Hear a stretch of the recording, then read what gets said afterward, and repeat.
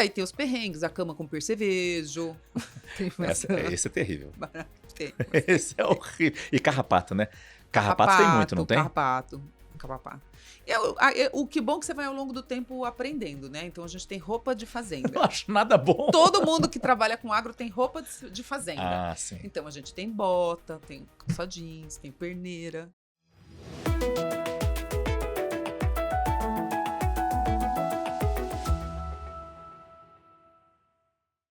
Começando mais um Bastidores da Notícia, o videocast que mostra para você as pessoas que fazem a CNN Brasil. Você já se acostumou a ver na nossa programação muitas reportagens, muitas entradas de especialistas falando de setores importantes para a economia brasileira, infraestrutura e agro. Para a nossa economia são setores fundamentais, então por isso não poderiam ficar de fora da nossa programação. Hoje vamos entender um pouco mais da vertical de agro, conversando com a nossa especialista, editora, Fernanda Pressinotti. Fernanda, é um prazer conversar com você. Prazer é meu, Márcio. Ótimo estar aqui. Eu estava esperando a minha vez. É que você chegou há pouco tempo na CNN, né? É verdade. E aí é interessante saber um pouco disso. Já tinha feito televisão alguma vez? Não, fugi dela a vida inteira, sabia? Desde a faculdade eu não gostava de televisão. É mesmo? Tinha muito medo. Não sei, eu nunca tive vontade e nunca gostei de mim no vídeo. Entendi. Então... Mas quando recebeu o convite, percebeu que poderia vencer, depois de tanto tempo já cobrindo essa área, vencer esse medo? Foi isso. O que me fez vir para cá foi o tal do desafio, né? Sem querer entrar no clichê, mas Claro. foi exatamente isso. Porque era começar uma coisa nova, montar uma estrutura nova e me desafiar ali na beira dos 50 anos de idade que eu fizesse algo que não é a minha praia, nunca foi. Esse é um ponto interessante, construir algo novo aqui dentro do canal, e vamos falar um pouco sobre isso. Mas antes, você sempre teve vocação para a agricultura quando você entrou no jornalismo? Ah, quero fazer agro. É assim? Nunca, jamais. Eu sou de uma família de imigrantes muito recentes. Meu pai é português e a família da minha mãe é de italianos bem. A gente sempre morou em São Paulo. Eu sou de São Paulo. Não tinha um tio, um vizinho, um amigo que tivesse um sítio que fosse. Então eu caí de paraquedas no agronegócio, como quase todos os jornalistas que eu conheço do setor. Porque é difícil que essa vocação surja assim na faculdade. Eu acho que sim, né, Márcio? A gente entra na faculdade de jornalismo para salvar o mundo, ou porque ama esportes, ou porque adora cultura, Sim. e fim, né? É perfeito isso. Ninguém entra na faculdade para setores especializados, né? Eu acabei caindo, eu gostava de economia, e aí eu fui indo para economia, né? Eu comecei com tecnologia, aquela coisa, né? Onde eu arrumei emprego, né? E fui indo tentando fazer economia. Fiz MBA, fiz especialização, fiz mestrado em economia. E quando eu estava em economia, tinha uma vaga ali em agro e lá fui eu. Mas eu não entendia nada, não sabia para que servia fazer soja, sabe? Olha... E aí você passou, antes de vir para cá, claro, teve uma carreira muito forte no valor econômico, né? Isso. Que é onde eu acabei entrando no agronegócio no valor. Porque eu entrei no valor para cobrir economia, na verdade finanças. Me chamaram porque o valor estava montando um serviço em tempo real e precisava alguém que entendesse de mercado financeiro, mas para vaga de agronegócio, porque ia falar das bolsas internacionais e quem cobria agro ali não entendia de finanças. Eu fui sem entender nada de agro, só entendendo de finanças. Mas aí com o tempo é uma área apaixonante e foi isso. E isso tem quanto tempo já? Quando que você começou no agro? No agro, 16 anos faz. 16 anos. Bom, 16 anos acho que o agro já era a potência, mas eu acho que a gente pode fazer um paralelo nessa sua cobertura de agro com essa curva que você bota num gráfico exponencial de crescimento do agro, né? Sem dúvida. Quer dizer, você viu o agro meio que se modernizar e ganhar cada vez mais importância, que ele já tinha, mas ganhou cada vez mais ano a ano que passou, né? Exatamente, é o que acontece no ano. Cada vez mais importante na balança, cada vez mais importante no PIB, cada vez mais importante em termos de tecnologia, de desenvolvimento. É de longe um setor muito avançado e não era, né? Em pouco tempo, é muito tecnológico, sabe? Então é interessante de acompanhar. E isso exige uma cobertura diferenciada, eu digo, pela importância que tem, pela tecnologia que envolve e pela maneira que carrega a nossa economia? Ah, sem dúvida, né? A gente teve que... Todos os jornalistas de agro tiveram que aprender muitas coisas sobre tecnologia e quem não entendia de finanças ou de economia teve que aprender, né? Entendi. Porque é completamente ligado. E política, né? Agora a gente tá o tempo inteiro falando de cenário internacional, de guerra, de Trump com Xi Jinping, e isso afeta o dia a dia do agro, realmente é o dia a dia, né? É o produtor lá na ponta até o que a gente compra no supermercado, influenciada por todas essas questões macro, né? E quando você fala política, eu entendi o que você quis dizer com a geopolítica, mas também tem a ver com a nossa política. Ah, sem dúvida. Porque já que cresceu tanto assim, eles perceberam que, o pessoal do agro percebeu que, opa, eu posso brigar pelas minhas pautas e pressionar um pouco mais, né? Sim, ao longo desses anos a gente viu o crescimento da FPA, da Frente Parlamentar da Agropecuária. No Congresso. No Congresso, que exatamente tem um poder hoje em dia, realmente, que todo mundo conhece. Então o agro conseguiu levar as pautas que ele queria, algumas tortas, né? Assim, alguns de umas maneiras não muito adequadas, mas enfim. Mas tem um poder que a gente tem que admitir que hoje é relevante do ponto de vista político, econômico, tudo. E é interessante porque mesmo com toda essa importância que a gente está falando aqui, e você destaca muito bem no campo político também, a gente não mergulha muito nisso, né? Nós da cidade não mergulhamos muito nisso. E acho que um dos objetivos dessa nossa vertical de agro era meio que fazer essa ponte. Eu ouvi muito falar isso aqui quando a gente gravou as nossas vinhetas de agro, eu com a Isadora Camargo, a Thaís Herédia gravou com você, é uma vinheta muito bonita que vai volta e meia aparece na nossa programação. De ser a ponte, a CNN sendo a ponte entre o campo e a cidade que não conhece nada de agro. A gente sabe da importância, sabe dos números, mas não consegue perceber certos detalhes que seriam importantes para todos nós conhecermos. E digo todos nós, incluindo a mim, jornalista também, né? Sim, sem dúvida. É nisso que eu me encontro, sabia? Foi por isso que esse projeto eu falei assim, eu consigo fazer isso. Sua missão. Porque eu sou essa pessoa. Eu sou uma pessoa da cidade, criada por pessoas da cidade, zero contato com o campo, e que fui aprendendo a importância do campo, fui aprendendo os desafios, fui aprendendo, entendendo o porquê de determinadas pautas que a gente aqui na cidade tem um total desconhecimento. Então, por que eles pleiteiam determinadas coisas? A gente daqui fica assim, isso não faz sentido.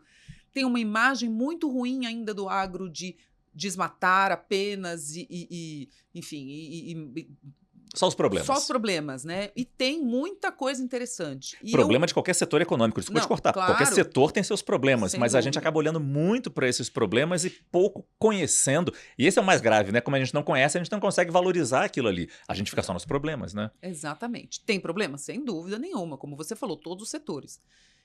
Mas tem muita coisa interessante. Agora, tem alguma cultura do agro? Vamos falar mais sobre essa parte política também, lógico, mas tem alguma cultura que te interesse mais? É gado, plantação de feijão, é a soja, é a cana, que você perceba mais, não valor econômico, mas valor na cultura em si? Por ser histórica, talvez. Eu particularmente adoro o cultivo de arroz e feijão, que eu acho que tem tudo a ver com o Brasil. Com o nosso país. É uma área que eu cubro há muito tempo. Né? Esse prato do brasileiro aí, típico, eu acho super interessante. Você tem desde produtores muito pequenos até empresas muito grandes. Porque quando a gente fala de soja, a gente sempre pensa naquele grande produtor, pecuária também, né? Aquele maquinário lindo, naquele campo maravilhoso, aqueles que são quase que robôs, andando sozinho e fazendo a colheita, né? Tem isso. Algodão é muito assim. Algodão é uma cultura linda de ver, né? Aqueles campos são lindos. Mas eu gosto bastante de arroz e feijão. Esquisito. E trigo. Trigo. Eu acho que eu gosto das coisas que a gente come, sabe? Que a gente vai direto para o consumidor, assim, mais rapidamente. E é interessante também que para fazer a cobertura desse tipo de área, agora você está quase como uma analista aqui na CNN, né? Mas deve ter sido repórter durante muito tempo. Sim. E deve ter pisado no barro literalmente muito tempo para chegar nos lugares, né? Sim. Deve ter muita aventura. Todo repórter tem a aventura de chegar nos lugares. Mas às vezes a gente vai para Brasília, não tem problema nenhum. Às vezes vai para, sei lá, o interior do Nordeste, é mais complicado chegar. A cobertura do agro quase sempre são lugares difíceis longe de chegar, é sempre longe, né? Deve ter muita história difícil, de dificuldade que já passou. Perrengue mesmo. Tem, muita. Essa é a parte mais interessante do agro, sabia? Sim, o que é divertido depois, né? É o mais divertido e é o mais que você, assim, não tem que ter pudor. Não pode ser um jornalista fresco. Porque você vai comer mal, você vai dormir mal, você vai andar muito de carro em estradas muito ruins. E não tem opção. E não é quem está te levando, não é a empresa que não te oferece condições, é porque não tem. Muitas cidades eu já fiquei onde não tem hotel, então você fica ou numa fazenda ou num motel. Eu já, horríveis, já fiquei em lugar que eu não dava para levantar o braço assim para tomar banho, porque o chuveiro era só um cano e era apertadinho assim, então você tinha que lavar a cabeça assim, ó, que não dava para abrir o braço. Então tem assim, e é tudo muito cansativo e distante. Esse eu acho que é um perrengue. Sim, num país como o nosso. Num país como o nosso, então você sempre pega um avião, chega numa cidade, 3 horas de carro, pega uma caminhonete, mas 3, 4 horas, dorme em algum lugar para ir em outro lugar, entendeu? Não tem um voo. Você nunca vai para uma pauta de agro num dia e volta no outro. Nunca. Mas é isso que me permitiu, de novo, né, sendo de São Paulo, aqui da cidade, conhecer um Brasil que eu jamais conheceria. Então, já fui para muitas cidades, no interior do Maranhão, no interior de Rondônia, no interior do Pará, que são lugares muito distantes para a gente, né? Assim, não tem esse voo, não tem umas cidades, às vezes, lindas, lindas, que não tem desenvolvimento turístico. Você olha sendo aqui e fala, gente, que desperdício, eles tinham que desenvolver isso aqui. Não só as fazendas, sabe? Tem muito potencial. Então, isso é muito legal.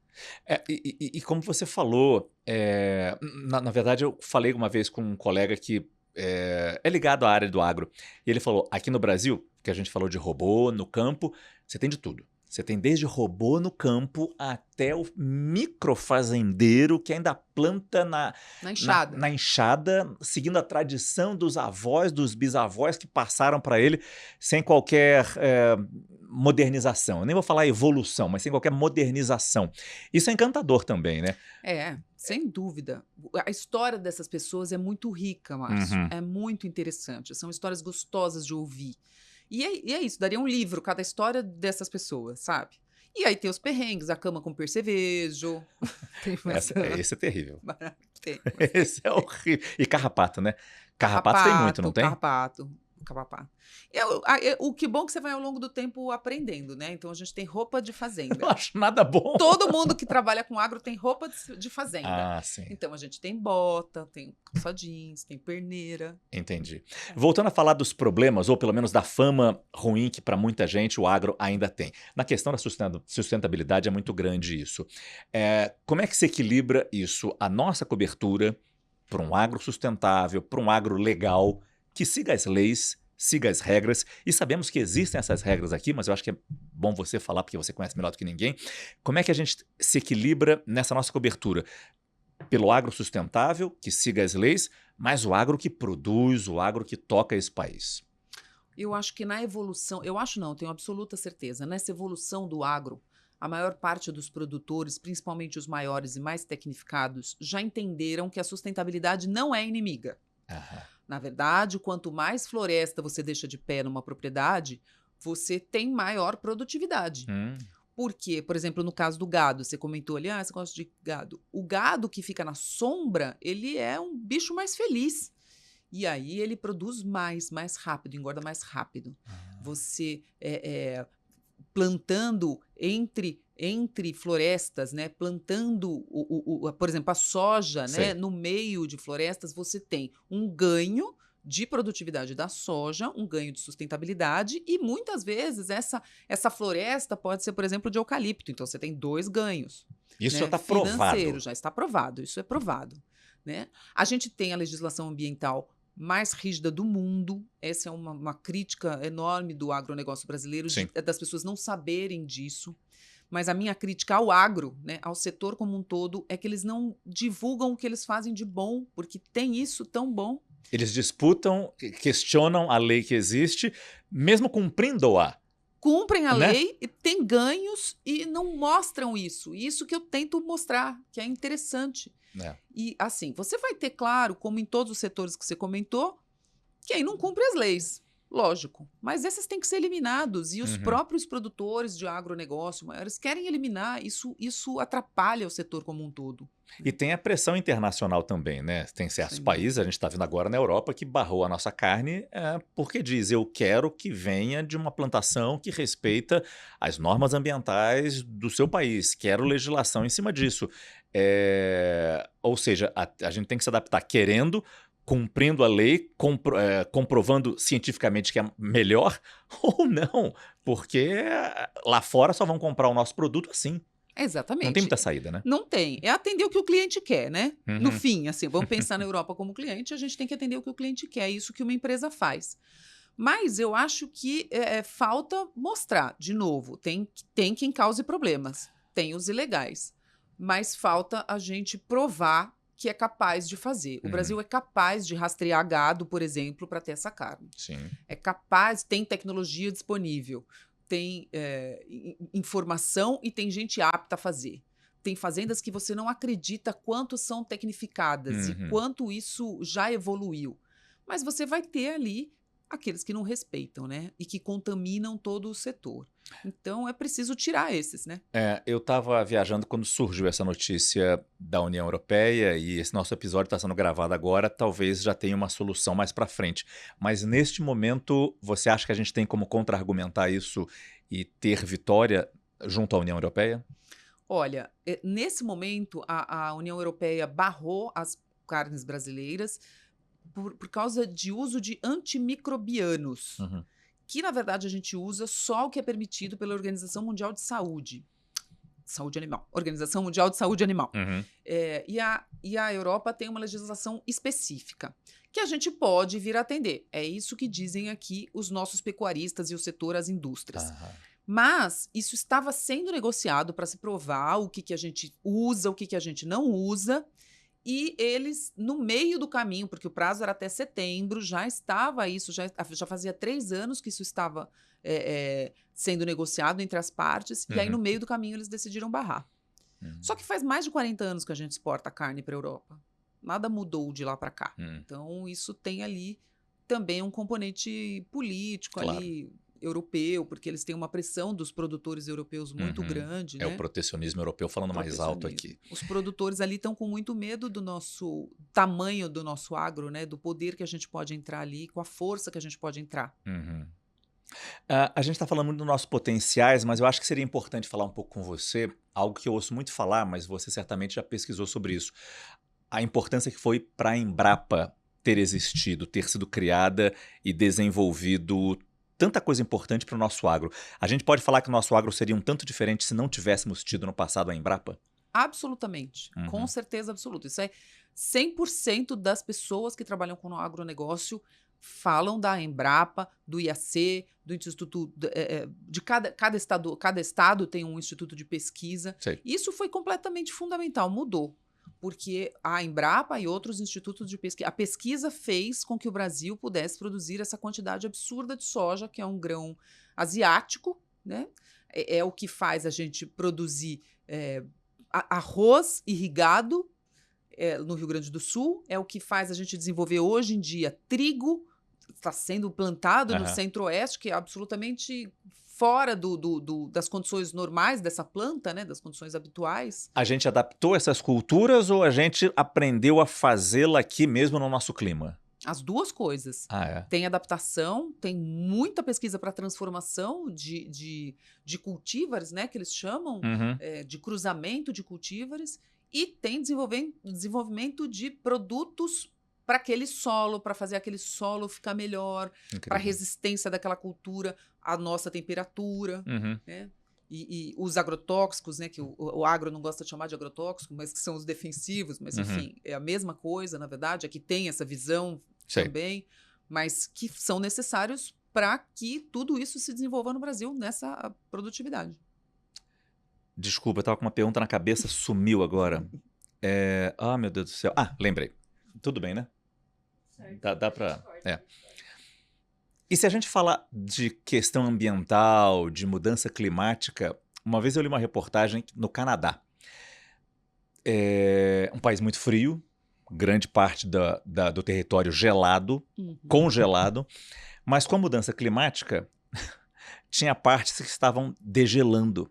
E aí eles estavam conseguindo plantar, eles plantam muita ervilha no Canadá, e aí eles estavam conseguindo plantar mais ervilha, ter mais produção de ervilha.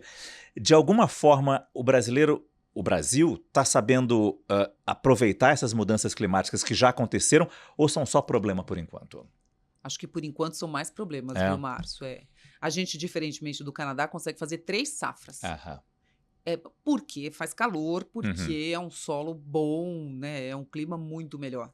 Agora, por enquanto, o que a gente tem, e aí tem o papel da Embrapa, continua pesquisando como deixar soja resistente à seca, não só soja, né? Mas muitos grãos resistentes à seca, ou ao solo mais encharcado, no caso do Rio Grande do Sul, porque é a 4ª safra que eles estão com problema de umidade excessiva. Isso já se percebeu. As mudanças climáticas já chegaram e já estão afetando as nossas plantações. E isso aparentemente não vai mudar. Não, não vai. O que precisa se aprender é como é que ficam as estações agora, né? E tem se mudado, e aí também é um papel da Embrapa, do Ministério da Agricultura, não desse governo, de todos os outros o papel técnico, que é a zona que permite o plantio. O Brasil tem um período em que o governo determina, com base científica, qual é o período ideal de plantar naquele ano. E isso vem sendo modificado. Antigamente você plantava soja em outubro e depois ela passou para novembro, depois agora em dezembro, porque está mudando, né? Está mudando o índice de chuvas, está mudando o período de chuvas. Que loucura. Então, está tendo que se adaptar, né? Nossa. Regiões que não plantavam podem passar a plantar, mas muitas delas vão perder o potencial, né, que tinham. E eu imagino que junto com a Embrapa, a gente, até pelo tempo, pela experiência, desenvolveu cérebros nossos nas fazendas, nas empresas. O quanto que a gente consegue manter essas pessoas aqui, que elas não são levadas para fora do Brasil? Existem casos de brasileiros que saíram daqui para ajudar outros países a desenvolver, gerenciar suas terras agriculturáveis? Existe, mas eu acho que o principal problema é a gente não ter renovação dos cientistas do agronegócio. A idade média dos pesquisadores é muito velha. Mas não temos faculdade sobre isso? Tem, mas a pesquisa científica no Brasil não é muito respeita, não recebe muito investimento, né? Entendi. Então, isso não é só, não é para vacina só, para o agro serve da mesma forma. O que a gente tem é pesquisadores que pesquisam produtos de alto valor agregado para as empresas. Então, você tem a soja, tem muita gente pesquisando soja porque a iniciativa privada banca isso.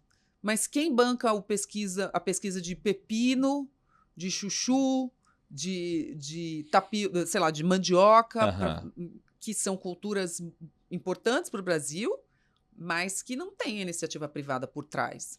Esses pesquisadores, a idade média é muito avançada. E é bem difícil a recomposição. E se você conversar com cada um deles, já falei com muitos deles, essa é a maior queixa. O salário é ruim, a gente não tem condições, mas a maior queixa é de ver 40, 50, 60 anos de pesquisa sem ninguém querendo dar continuidade naquilo. Mas esse eu acho que é o que existe, em regra, na nossa ciência, né? A gente não, como você bem disse, a gente não dá força para a ciência, pesquisa científica, papers publicados. Em nenhum setor, né? Em nenhum setor. Não, em nenhum setor.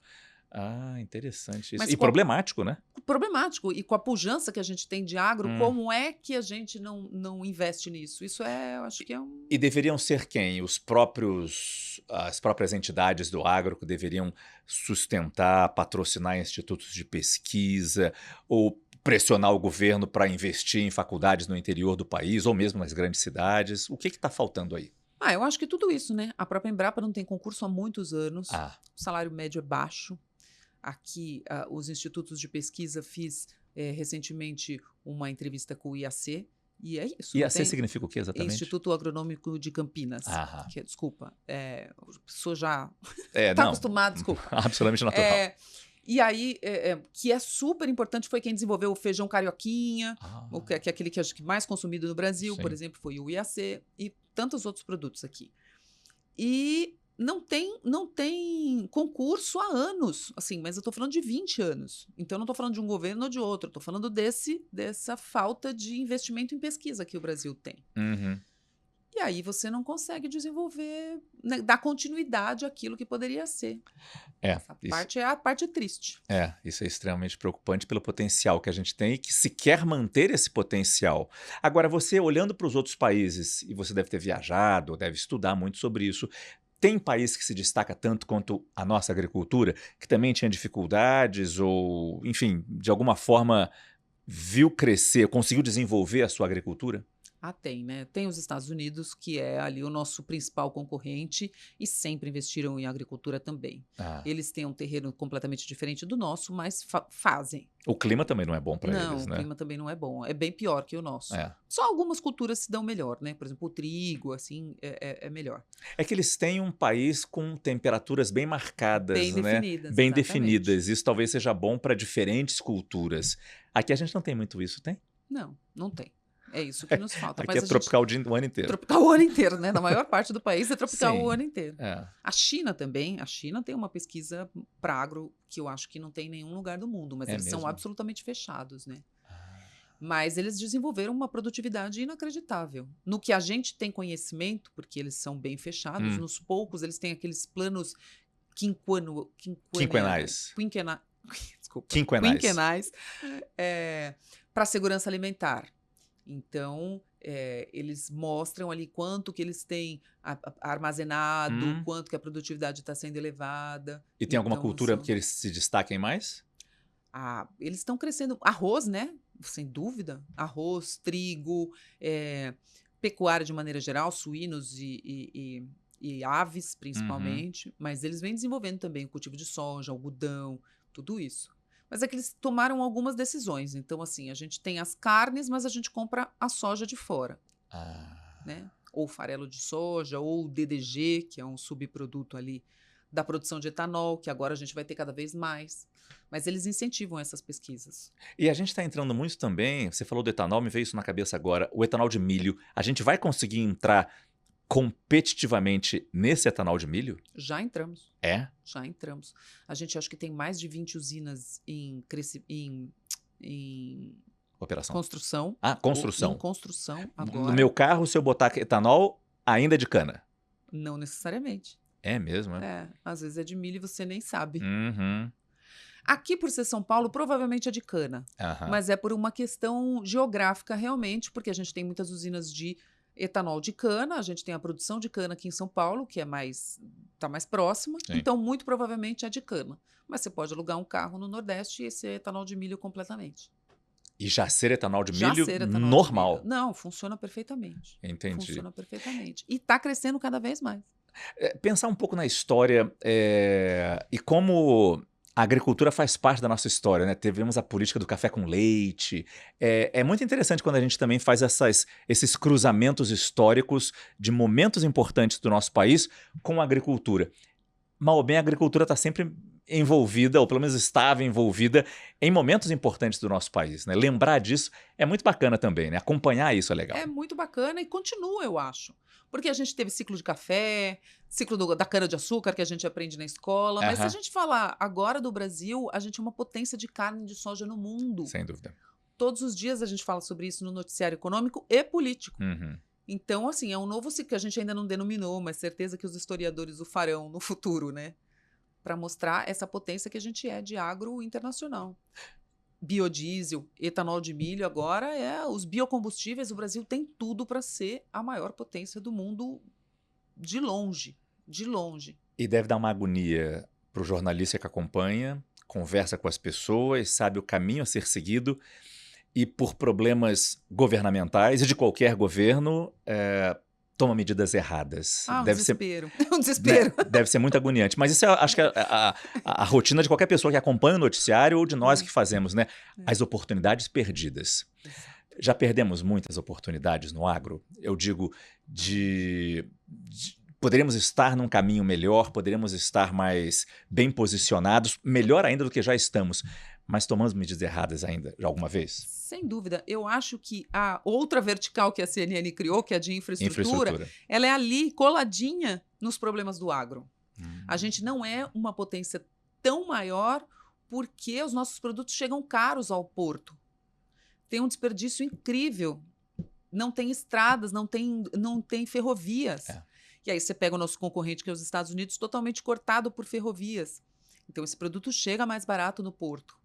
Então, a gente não perde mercado para os Estados Unidos muitas vezes Porque estamos em lugares do globo diferente. Enquanto a gente tem uma safra, eles estão na entre safra e vice-versa. É por isso. A gente tem soja agora, eles não têm. Aí eles vão ter, a gente não tem. Então, quem compra acaba ficando metade do ano comprando de cada um. Mas se a gente tivesse na mesma época, eu não sei o que seria do nosso agro, sabe? Olha. Por falta de infraestrutura. E eu estou falando de histórias, por exemplo, desde que eu comecei a cobrir agronegócio, a BR-163, que liga o meio norte de Mato Grosso até os portos do Arco Norte, ela tem problemas. É uma estrada.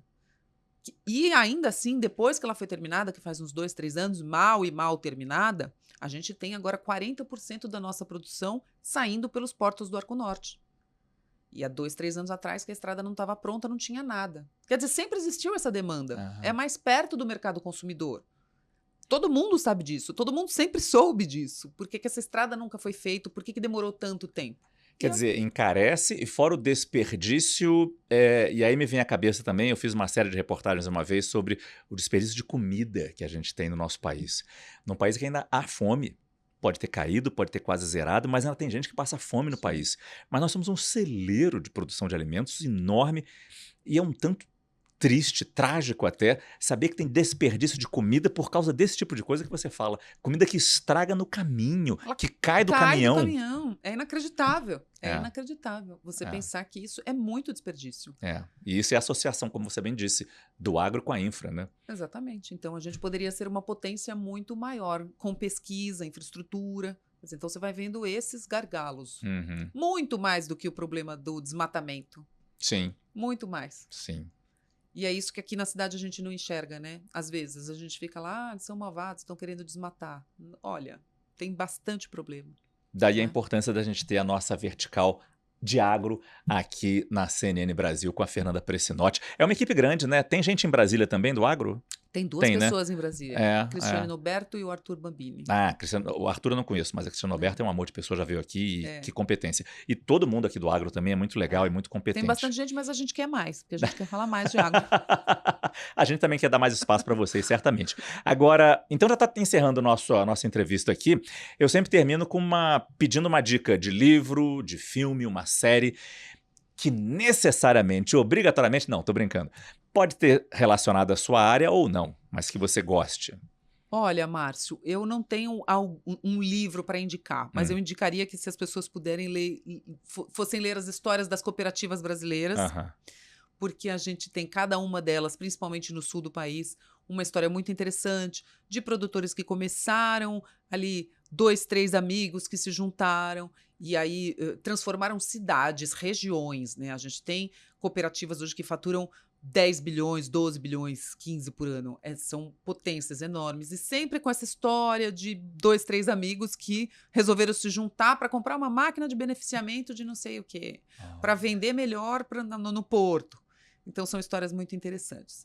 E um livro que eu li recentemente, eu até peguei aqui, deixa eu ver o nome dele, que não é de agronegócio, mas tem muito a ver com jornalismo. Sim, boa. O Espião e o Traidor, do Ben não sei falar isso aqui. McIntyre.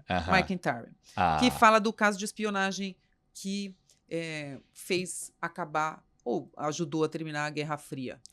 De um espião russo, de infiltrados. O Espião e o Traidor. Isso. Bom, antes de ser jornalista do agro, ela é jornalista, então acho que a história sempre vai atrair. Sempre. Não interessa qual é a área que a gente está fazendo. Fernanda, muito obrigado. Foi um prazer. Foi um prazer, Márcio. Só uma dúvida também. É Fernanda Pressinotti, porque tem gente que vê os 2 T's no final, sem o I, fala Pressinot. Não, é Pressinotti. Meu avô perdeu na imigração da Itália um I que deve ter ficado ali no meio do oceano.